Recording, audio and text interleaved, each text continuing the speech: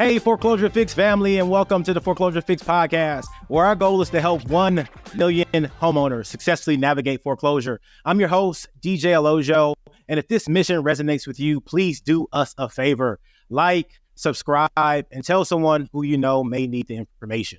As I always tell you all, I search high and low to bring you all the best experts to talk to you about how to resolve your foreclosure situation.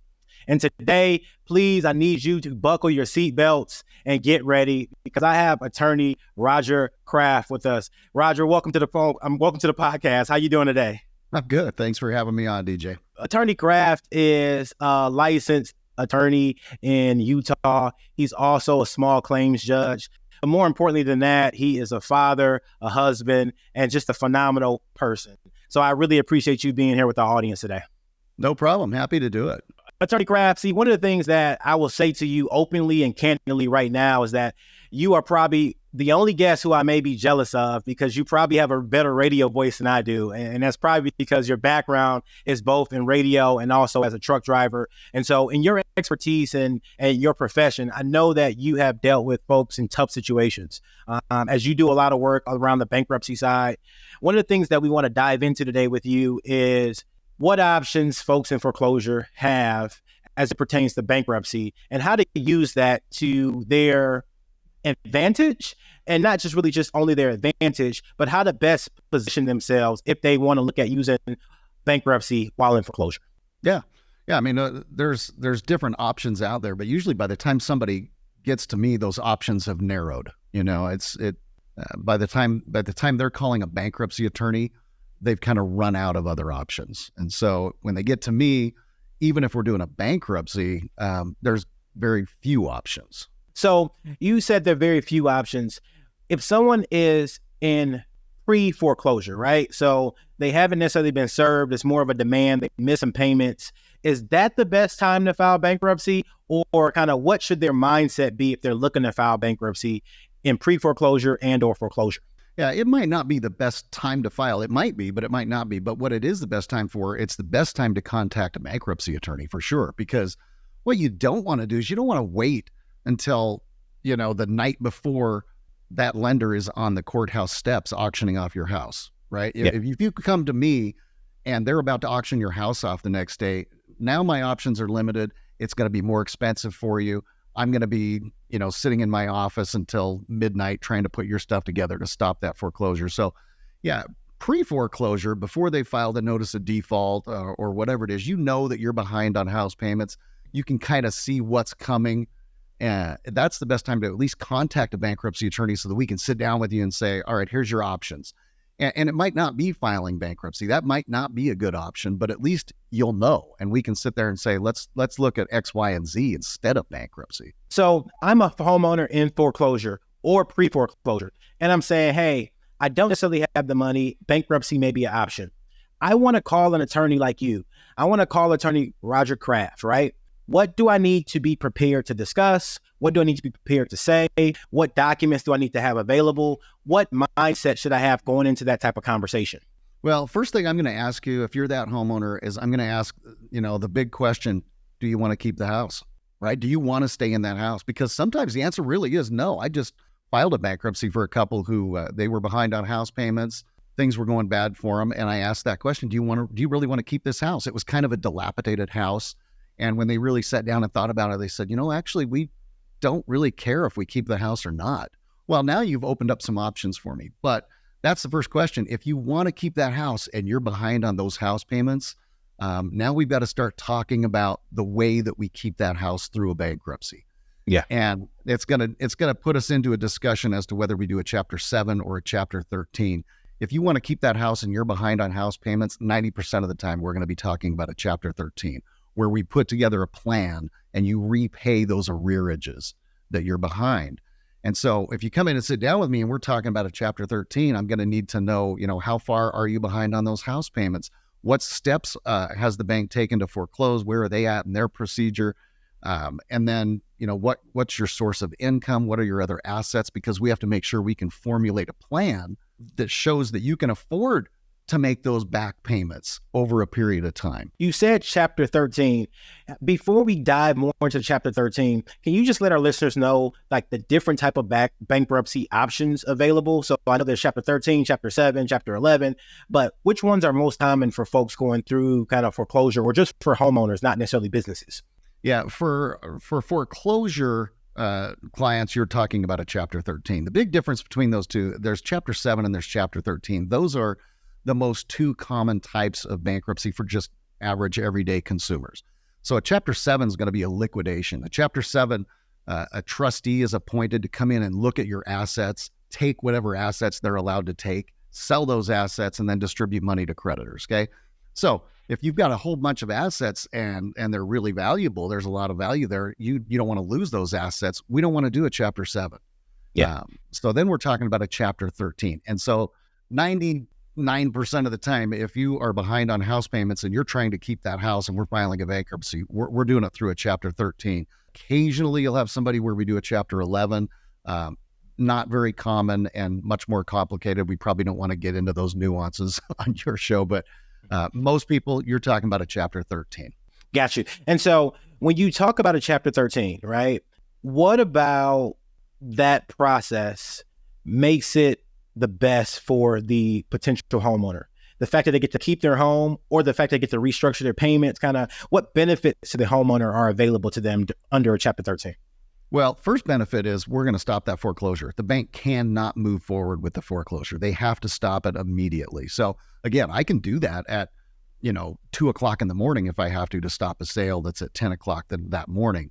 But it's going to stop the bank from moving forward. So that's the first benefit. The second benefit really is we're going to put together a plan, and these Chapter 13 plans last anywhere from 3 to 5 years, okay? And we're going to take those arrearages that you have, and we're going to spread those out over that 3 to 5 year period. So you don't have to come up with this huge lump sum of money all at once.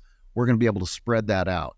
Now, the caveat there is you can't stop making your payments, right? As soon as we file that bankruptcy, you have to continue to make your regular monthly payment. The stuff that you're in arrears on, we're going to catch that up. But if you don't make that payment every single month, the bank's going to go into the bankruptcy court and get permission to foreclose. And I think that's a great point you made that a lot of people forget is that, yes, the Chapter 13 bankruptcy stops a foreclosure, but that doesn't mean you can stop paying, right? You have to make that payment. In addition to that, Attorney Kraft, help our listeners understand about their kind of financial situation when entering a bankruptcy. And specifically, I've talked to tons of people over the years who say, hey, look, I just don't make enough financially to maybe pay whatever mortgage payment is available. And so I'm going to file bankruptcy.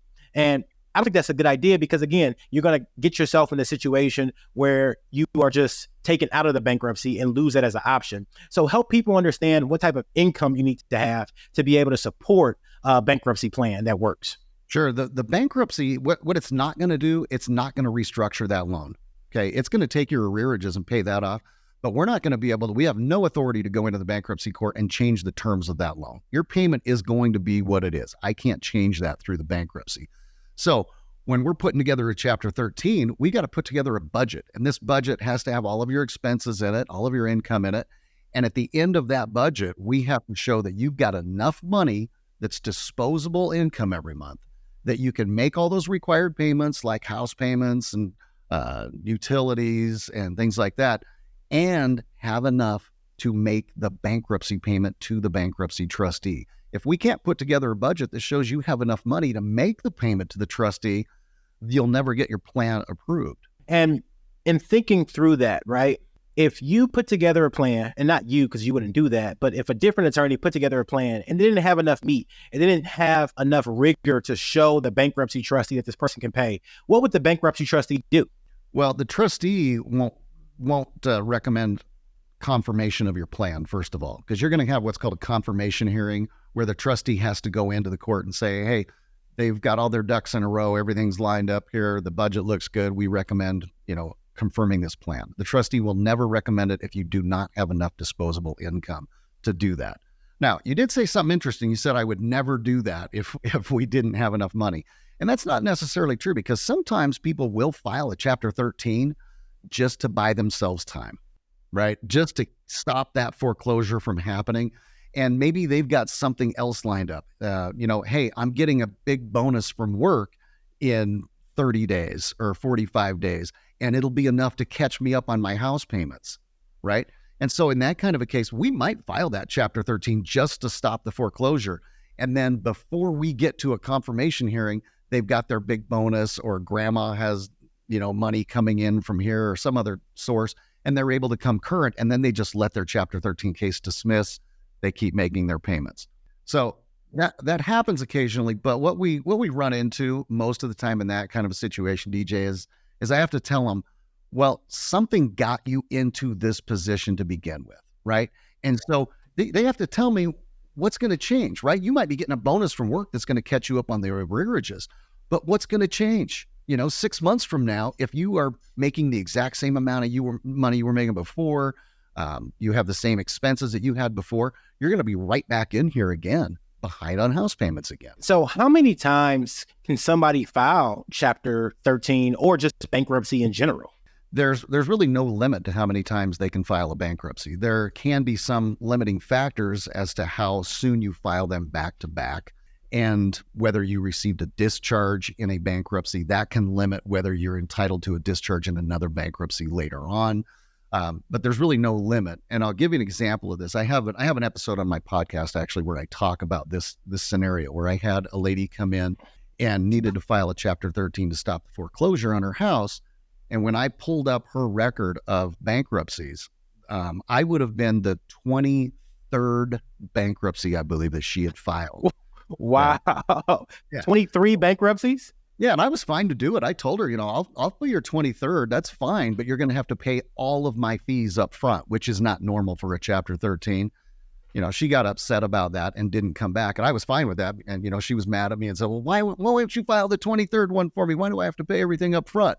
And I said, "Because those other 22 attorneys that filed those cases for you never got paid, and I'm not going to be number 23 that doesn't get paid. So I'll do it for you, but you're just going to have to pay up front."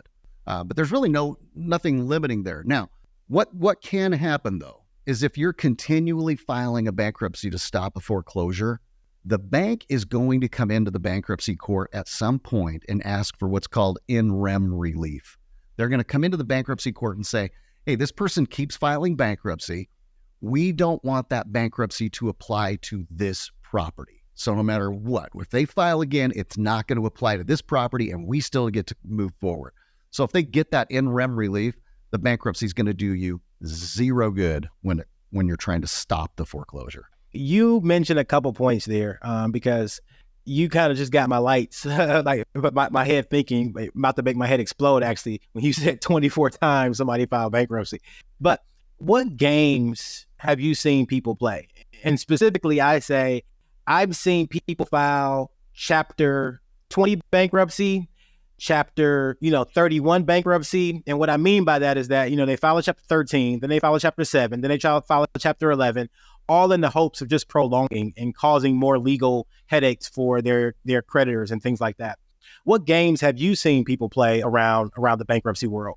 Well, those are exactly the kind of games that gets the bank to come into the court and get that in rem relief when they start seeing these kind of games. And one of the more common ones that we'll see is that when you've got a husband and a wife who are both on the deed to that house. So the husband goes in and files bankruptcy. That thing takes, 3 to 5 months. Nothing happens. It falls apart. The bankruptcy dismisses. Then it takes the bank another 3 to 5 months to start moving forward on a foreclosure again. Then the wife comes in. She files a Chapter 13 to stop the foreclosure sale. And the whole process starts again, round and round. That's when the banks get hot and they come in and say, look, enough of this nonsense. They're playing games. This is our property. They're not paying for it. They're using the court to try to live rent-free, and they'll get that in rem relief. So it's not totally uncommon to see those types of games. No, absolutely. And one of the things I always like to tell people is that if you are in foreclosure and you start playing games with your lender and your servicer, 99.9% of the time, they have more attorneys on staff and more attorneys in their Rolodex than you do. And it becomes a bad thing for the homeowner. And so just keep that in mind. Definitely use bankruptcy and other tactics to your advantage when needed. But keep in mind that the more and more you play that game of chicken, the worse it can become for your situation if you really want to keep your house, right? Well, and the less likely they are to work with you in the future when you do have a missed payment. Banks, believe it or not, most of them are not terrible to work with. If you've got some big life crisis and you call your mortgage company and say, hey, I had a family member die, I had to pay for a funeral or something like that, they'll be workable with you. But if you've been in this, cyclical thing of filing bankruptcy and playing games with them, they're going to be a lot less likely to work with you on those situations. If you file that bankruptcy and you're in that situation where the bank is ticked at you, all I can say is you better follow through with that bankruptcy, because that's the only way to lock the bank in, is to actually get the plan confirmed, keep making your payments, and complete that bankruptcy. Now, you mentioned that in a Chapter 13, you have a payment plan where you're paying back your arrears, you're making your monthly payment, and it has to be confirmed, right? But in a Chapter 7, you basically said that was a liquidation. So if I file Chapter 7 bankruptcy and I'm in foreclosure, what happens then? Well, it's going to temporarily prevent the foreclosure from going through. Okay, so we can file that Chapter 7. It's going to stop the foreclosure just like the Chapter 13, because there is what's called an automatic stay. The automatic stay is put into place when you file a bankruptcy, and it doesn't matter whether it's a 7 or a 13. That automatic stay is a section of the bankruptcy code under Section 362 that says the bank cannot move forward with any collection efforts. Okay, so it stops them temporarily. But what the bank's going to do next in that Chapter 7 situation is they're going to come into the bankruptcy court and say, hey, listen, they didn't file 13, they filed a 7. They haven't been making their payment. They're in arrearages, so there's no plan for them to catch up on the arrearages. We'd like to go forward and foreclose on the house. So they'll file a motion. It's called a motion for relief from the automatic stay. And then the bankruptcy court's going to look at that and say, well, look, they filed a 7. They have no plans on catching up these arrearages. So we're going to let the bank go ahead and foreclose on the property because property belongs to the bank. It's their property. Got you. So if I am a person, right, who maybe I'm just bad with money, right? I don't know how much money I have coming in. I don't know how much money I have going out, but I have this house. Maybe the house is worth $500,000. My mortgage is like $250,000, right? And so there's a good amount of equity there, but I just don't have enough money to pay my bills. And I say, hey, I don't want the house, but I didn't think to call an agent or things like that. If I file a Chapter 7 and the bank sells it, or you look at the situation, can I still get money from that? Well, it's possible, but you're not going to get as much. And it's not the bank that's going to sell it. It's going to be the Chapter 7 trustee that's going to sell it, because the Chapter 7 trustee's job is to look at the assets that are available and take those assets. So in your scenario, the trustee's going to go, hey, I got a $500,000 piece of property here, and there's only $250,000 encumbering it. I'm going to take the house. I'm going to sell it. I'm going to pay off the bank for the $250,000, and whatever else I get, I'm going to use to pay the creditors, the other creditors in this case, credit card companies, medical bills, whatever it is. So in that kind of a scenario, it's a terrible idea to do that most of the time, and here's why. That Chapter 7 trustee has no incentive whatsoever to sell that house for anything more than paying off the mortgage, paying your creditors, and paying himself or his attorney for their fees in taking care of all that. So, you might, in your scenario, let's say you have, $50,000 worth of debt on top of the $250,000. The trustee has really no incentive to sell the house for other than, $300,000, $350,000. So you're much better off in that scenario. If that client comes to me, I'm going to tell them, hey, you're going to lose the house no matter what. Let's get the house sold right now. Right now. Let's get it sold. Now, if we can't do that before the foreclosure happens, I'm going to say, let's file a 13, not a 7. Once you file the 7, you're locked in, and that 7 trustee, when they see the value of that house versus what's owed on it, they'll start salivating, and they're not letting that case go, man. They're taking that house and selling it. So in that kind of a scenario, I'm saying let's file a 13 to at least stop the foreclosure. While we've stopped that for the next 30 to 60 days, whatever it is, get that house on the market right now so that you can maximize the value out of it. Got you. And you hit on a key point. You said if somebody came to you and they told you this story, right? My understanding is that we don't need attorneys to help us file bankruptcy, do we? Legally, no, but if you're smart, yes. And that was my lead-in question. Yeah, and I've got another episode on this where I go into much more detail on it. But if you can get away, a lot of people can get away with filing a Chapter 7 on their own. The danger is they don't usually realize what's at risk to lose. And so they file that 7 on their own. And then the Chapter 7 trustee is appointed and starts taking assets. And all of a sudden that person's like, well, I don't want to lose this. I don't want to lose that. Too bad. You filed bankruptcy. It's property, the bankruptcy estate. Turn over your cars, turn over your house, whatever it is. But you can get away with doing a 7 much simpler than you can if you file a Chapter 13. A Chapter 13 will almost never go through and complete without having an attorney present there to make it happen. There's just too many moving parts, too many things that have to mesh together in the budget, in the plan, and everything else. So yeah, if you file a 13 on your own, chances are your case is going to dismiss, or you're going to come and find somebody like me and say, please take this over and save it. Absolutely. And I agree with Attorney Kraft 1,000%. This is not an endorsement for any specific attorney, but the bankruptcy courts are very complex, and it is to your advantage to have someone who understands exactly what they're doing, exactly what the court wants, exactly what they're looking for, because there are so many different ways to get tripped up in the process. And the other part about that, and this is a lead-in question for you, Attorney Kraft, is that your bankruptcy fees can be paid as a part of your bankruptcy plan. And so to that point, Attorney Kraft, how exactly are you paid in the process, or how exactly are bankruptcy attorneys paid through a bankruptcy plan? Sure. Well, for a Chapter 13, the fees are actually set by the court. So the court will set the attorney's fees at, in Utah, it's 3 different tiers of fees. And I don't know if every state does it that way, but every state does have a set fee for the attorney's fees.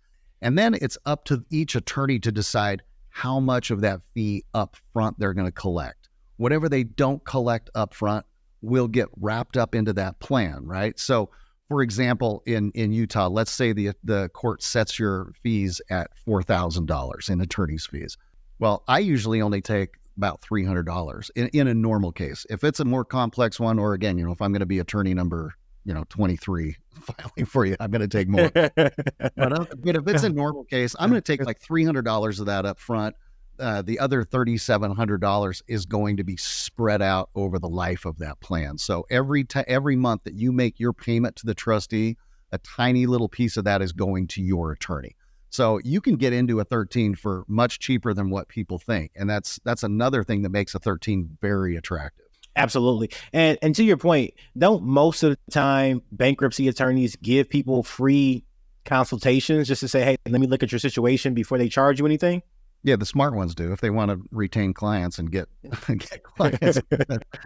yeah, you've got to offer some incentives there. I have never charged for an initial consultation. I will charge if you come in and sit down with me for half hour, 45 minutes, and I feel like we need another hour because you've got some very complicated issues. You're going to pay for that second visit, but always a free consultation for my office, and most every bankruptcy attorney I know will do a free consultation.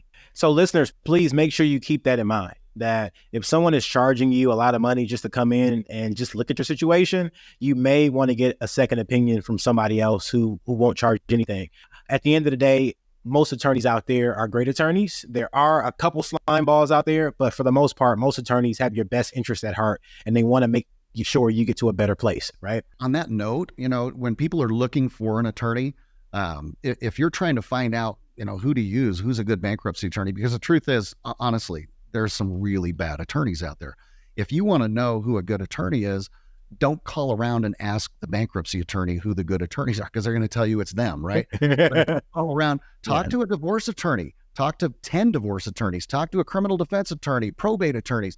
When you start getting the same name coming up over and over again, that's who you want to call. I just had a guy call me the other day. He said, man, I've been calling around talking to bankruptcy attorneys, and I finally started calling around talking to divorce attorneys. He said, I've had 3 divorce attorneys give me your name, so I figure I might look over here. So yeah, that when you get the same names coming up from different attorneys, that's probably a pretty decent attorney. So thinking about bankruptcy, I'm like, man, I think this is the route I want to go. I want to file bankruptcy. What is that going to do to my credit score? What is that going to do to my prospects of either owning a home again if I file Chapter 7, or if I do Chapter 13, maybe being able to get a different car or something like that in the future. What happens to my credit? All right, those are some big questions. Okay, so if you got more time, go listen to my podcast on this issue. I've got a couple episodes on that. But Attorney Kraft, shameless plug. What is the name of your podcast? You've dropped it 3 times. Yeah, Bankruptcy 101. Okay. Go check that out, because I do have some episodes where I go into a lot of detail on these subjects. So I'll give you a couple just summaries on what you talked about. On credit scores, number one, if you're ready to file a bankruptcy, your credit score is probably already kind of in the tank. So I wouldn't worry too much about it. It's going to drop no matter what. If you file a bankruptcy, that credit score is going to drop. Now, how far it drops, we don't know, because the credit bureaus use some kind of algorithms in putting those things together that it's impossible to tell. But what I have noticed in my career is it seems to be that the higher your credit score is when you file the bankruptcy, the lower it falls. It doesn't fall by as many points, okay? Now, when I file a bankruptcy for somebody, I pull their credit report, and I pull from a source that will also tell me what that debtor, that client of mine, can expect their credit score to be 18 months after we file bankruptcy. So it's kind of a nice tool that I can go, hey, your credit score's here. You can probably expect it to be here after 18 months. But no matter what, it's gonna fall. The other question people want to know is, how long is that going to stay on my credit, right? Well, if you file a Chapter 7, it's going to stay on your credit for up to 10 years. If you file a Chapter 13, it's going to stay on your credit for about 7 years. Now, that was question one, what happens to my credit? Your other question was, can I buy a house? And yeah, you can buy a house. It just depends on what chapter you file and how long you have to wait. There's a lot of different factors that go into this and deciding whether you can get a house. But namely, if you do a Chapter 7, typically you're going to have to wait for at least 2 years after your case closes before you'll be able to get like an FHA loan or something. If you do a Chapter 13, you have to be in your Chapter 13 for at least 1 year, and you have to make your payments to that Chapter 13 trustee on time every month for that 1 year. So that's another big benefit to doing a 13, is that in the middle of that 13, you're in the middle of a bankruptcy, I can get you qualified for buying a home in the middle of that thing. So, if you wait till the 13 closes, you have to wait another 2 years. So you're much better off buying that house in the middle of your 13 than waiting till your 13 is over. That's a phenomenal tip and secret you just gave. A lot of people don't know that. A lot of people would think that they had to wait until the Chapter 13 was over before they start looking for a new house or looking for a house. No, that'll just prolong things, man. You might be that might be a 7-year wait now, because your bankruptcy plan was 5 years and now you got to wait 2 more years. If you are in a 13 and you think you're going to be able to buy a house, get a hold of your attorney and say, hey, let's get this done before the 13 closes. Absolutely. Now, and speaking of credit, do you recommend or think those credit repair companies and things like that help in situations where you file bankruptcy, or not even when you file bankruptcy, just when you have lower credit? Ooh, that's a good question. I'm not a big fan of those organizations, the credit repair companies, because typically what they do is they just go in and dispute every single thing that you owe, and then they fight over those disputed items, and they don't tend to work out the way that you think they're going to work out. It takes a lot longer than you think. And it's been my experience that if you're in that situation, you're probably better off just filing a bankruptcy and being done with the whole thing. Once you file the bankruptcy, your credit score is going to start to come up automatically. There's not a whole lot you have to do, because those creditors have to report to the credit bureaus that you're in a bankruptcy. And so you're not going to have the same debt to income ratio weighing against you. And it's just going to kind of clean things up much quicker, nice and neat. That's been my experience anyway. I'm sure there's somebody out there that'll disagree with me on that, but I'm not a big fan of the big credit repair companies. No, we appreciate your candor and your opinion on that. The other thing I was thinking about is a lot of folks who I have talked to over the years and work with in different ways have a sense of pride about their home. Then it's also a big shot to the ego when you get foreclosure papers, right? Well, people know that I filed bankruptcy. It's going to be a matter of public record. If somebody wanted to know, they could find it. It's not like it's broadcast on the news or in the newspaper. There are certain local papers that report it, but it's papers that really are only subscribed to by attorneys and real estate agents and stuff like that. But On average, most of the time, no, people are not going to know.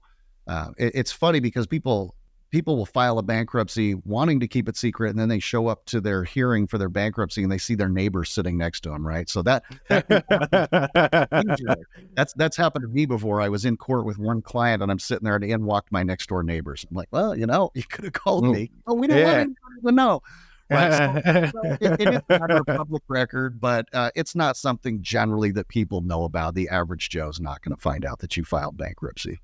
No, man, that was a hilarious story. You probably could have saved that for your for the bow tie round. But with that, let's get to my favorite part of the podcast, which is our bow tie round, where listeners get to tie one on with our guest, attorney Roger Kraft. The B in bow tie stands for your best advice for someone in foreclosure. The O stands for one thing you are grateful for right now.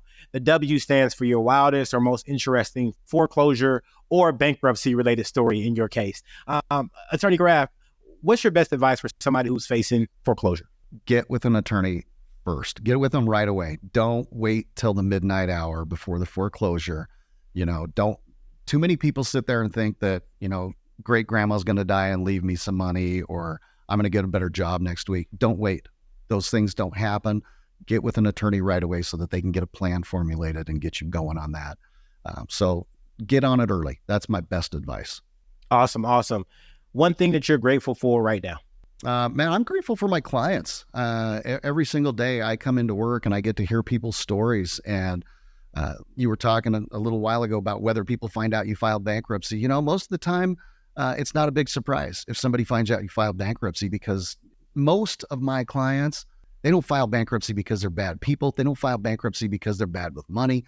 They file bankruptcy because something bad happened in their life. And, I'm grateful for the opportunity that I have to just sit down across the desk from somebody and listen to their story and tell me about, this horrible events that have happened in their life that led them to this point. And I love being able to help them, man. I love people not losing their houses. It's awesome. Man, I can definitely hear the passion in your voice. With that, what is your wildest or most interesting bankruptcy or foreclosure related story? Well, man, I probably already spilled the beans on that one. And that'll be that lady who came into me that we're at her 23rd case filed. Just having that experience. I have filed a lot of cases for multiple clients. I've got people that come to me every 4 years, every 6 years, and I filed bankruptcies for them. But every once in a while, you just get that one where you go, oh, man, this is just not a good person. This is somebody that is just taking advantage of the system. And I had a guy come in one time that wanted me to file bankruptcy, had not made a house payment in 2.5 years and was still living in the house and had not filed a bankruptcy. He was just able to just kind of mess with the mortgage company, whatever he was doing. But 2.5 years it took to get to this foreclosure point. And he was upset at the bankruptcy plan payment that I gave him. But I'm like, dude, you got 2.5 years worth of mortgage payments that we have to pay back in 5 years. It's a lot of money. And he was really upset. And I said, hey, listen, bottom line is I wish that I could have lived in my house for 2.5 years without making a mortgage payment. But that house belongs to the bank. They own it. You got to pay for it if you want to keep it. So some of those stories, very rarely do I hear one that raises my eyebrows. But, the lady with 22 or 23 prior cases, that one raises the eyebrows. No, 100%. One of my attorneys who does closings for us always says, if you pay, you stay. If you don't, you won't, right? It's as simple as that. And with that, I just want to kind of reiterate that although attorney Roger Kraft is an attorney, he is not your attorney. And so everything he said today is not legal advice. It is just information. And with that information, it's meant to make you become empowered and for you to go make better decisions. Attorney Kraft, can you please let our listeners know kind of where to find you, how to stay in contact with you if they need help in Utah or if they want to reach out? You bet. If you're in Utah, you can find me at www.rogerkraftlaw.com, or you can just call me on my phone. I'm very accessible. It's 801-255-8550. So if you're in the state of Utah, you find yourself in a situation where you think you might want to consider bankruptcy, give me a call. If you're not in the state of Utah, call somebody in your state and call them now. Don't wait till the last minute. Also, please, if you have more bankruptcy questions, check out his podcast, Bankruptcy 101. That's where I stumbled across him. And it's just a wealth of information. It gives you a holistic overview of bankruptcy and is just a phenomenal, phenomenal resource out there. So please check it out. A great podcast. With that, this wraps another episode of the Foreclosure Fix podcast. Do us a favor. If you like the content and information you receive, like, subscribe, and share with someone who can benefit from the information. As always, I appreciate my guest, attorney Roger Kraft. And for my listeners, thank you so much. I love you and God bless you. See you next time. The views and opinions on this podcast are for informational purposes only and should not be construed as legal advice. If you have a specific legal question, we highly recommend you contact a qualified legal professional.